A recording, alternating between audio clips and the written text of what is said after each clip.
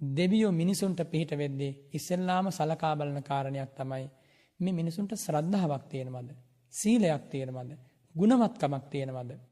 කරුණාවක් හිතේ තියෙනවද? මෛත්‍රියක් තියෙනවද? අවංකකමක් තියෙනවද? මෙන්න මේ ටික තියෙනවා නම් දෙවිවරු බොහෝ සේනේ පුද්ගලයා පිළිබඳව පැහැදෙනවා. මෛත්‍රිය වගේ වඩන කෙනෙක් වුණොත් අසීමිත ලෙස උපකාර කරනවා.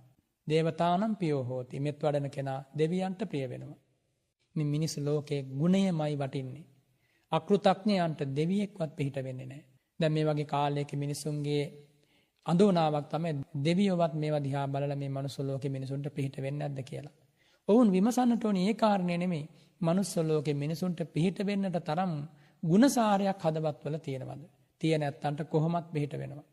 ඒකේ කිසිම සැකයක් නැහැ. ඒකාන්තයෙන් දෙවියන්ගේ පිහිට ශ්‍රද්ධාවන්තයාට ලැබෙනවා.